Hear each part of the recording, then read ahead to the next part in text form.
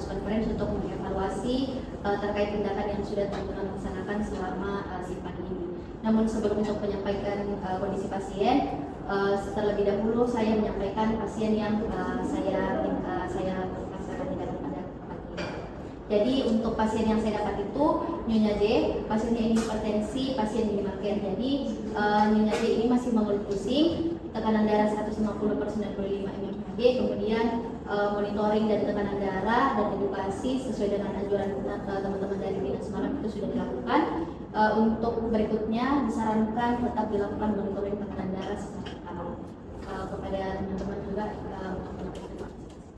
yang pertama beberapa sendiri tadi dia sakit dengan dasar karet, dia kondisinya masih lemah, kemudian masih sesak, pernafasannya 28 kali per menit, saturasi oksigennya 91%, terus terdapat edema pada kedua tangkai.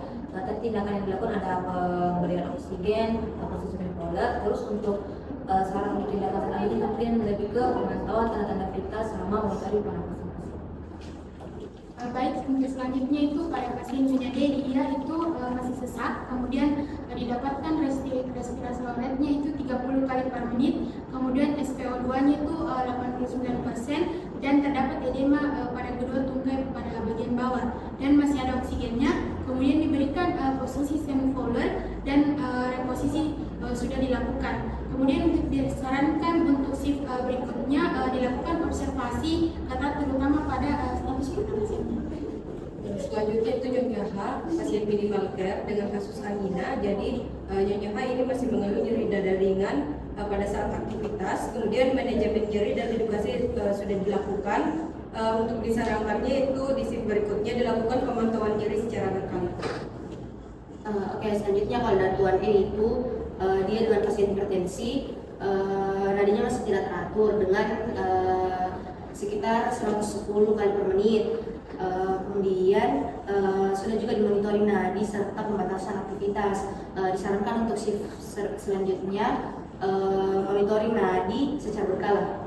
Selanjutnya Tuan I saat ini masih mengalami sesak berat di mana SpO2-nya itu 88% dan kondisinya masih tampak lemah. Di mana saya tadi lakukan itu pemberian oksigen, posisi semi-fowler dan observasi ketat. Untuk shift selanjutnya itu disarankan dilakukan observasi ketat terutama pada kondisi pernafasan di pasien. baik untuk Tuan D sendiri dengan pasien HAV itu dia masih tampak sesak dan juga terdapat edema pada dua kaki dan belakang. Dan tadi sudah dilakukan monitoring pernapasan dan juga cairan. Dan untuk selanjutnya disarankan untuk melakukan monitoring status cairan dan juga pernapasan. Selanjutnya itu ada Nyonya B di mana dia masih mengalami nyeri dada skala 4 terutama saat beraktivitas. Manajemen nyeri sudah dilakukan dan kondisi pasien ini cukup stabil. Disarankan untuk shift selanjutnya ini dilakukan pemantauan nyeri secara berkala dan batasi aktivitas pasien. Selanjutnya ada pasien Tuan C, dia di mana ini masih mengalami pusing, DD-nya 150/90 mmHg, di mana monitoring tekanan darah dan edukasi sudah diberikan. Disarankan selanjutnya ini melakukan monitoring tekanan darah secara berkala. Tapi terus saya masih ada satu pasien dari tadi atas nama Nyonya F. Dia ini pasien hipertensi, dari tadi dia masih mengeluh pusing ringan, kemudian tekanan darahnya itu dia 145/90. Sudah juga dilakukan monitoring tekanan darah serta edukasi kepada pasien. Disarankan juga untuk shift selanjutnya tetap melaksanakan atau melakukan monitoring tekanan darah. Apakah semua pasien sudah disampaikan? Sudah.